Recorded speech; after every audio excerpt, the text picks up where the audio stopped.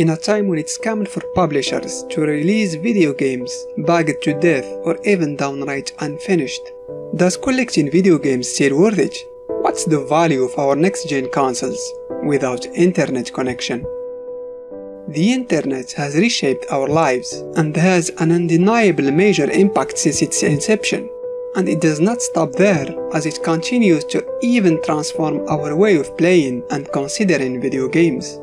We live in a time where consoles and smartphones are permanently connected. Most of us have consoles connected to the internet, either permanently or occasionally. And this is what worries me. We also live in a time when it's common for publishers to release their games even if they're unfinished, like the recent Street Fighter V or Diablo 3. Relying on day one patches is what have given us Assassin's Creed Unity and its famous glitches, and no need to mention the disastrous animations of the recent Mass Effect Andromeda. These games have been corrected later with downloadable patches and offer a pretty different experience compared to the one of their initial release. All this makes me wonder if collecting video games of the current generation has not become completely obsolete.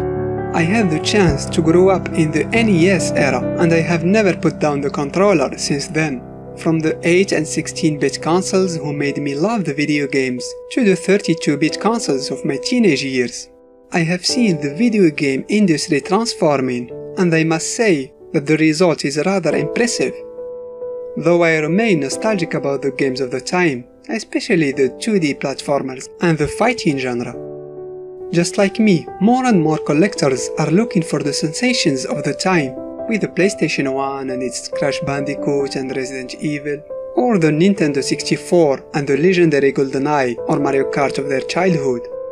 Nostalgia is generally what drives the collectors to buy these games, but they rarely content themselves with acquiring the only ones of their youth. On the contrary, they accumulate everything that falls on their hands. It seems reasonable to assume that future collectors will probably seek to bring together the current generation of video games. PlayStation 3, Xbox 360, PlayStation 4, Xbox One, Wii U, and the Switch. But what's gonna happen once Sony, Microsoft or Nintendo decide to not support these consoles anymore and stop supplying the patches needed for older games? If you buy a used SNES or PlayStation game today, your experience will be more or less the same as it was 15 years ago. However, if we were to do the same thing for an Xbox One or PlayStation 4 game in 10 years, what results are we gonna get? I'm concerned about the current generation games that sometimes have updates exceeding the 10 gigabytes.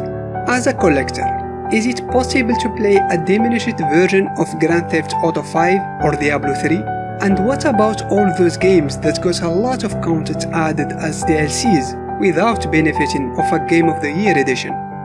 Although games are still playable to some extent, in my opinion, they will be far from representing the original experience without their patches. So what kind of future awaits all of our current and previous generation games? If the publishers decide to shut down their servers, what will become of this generation?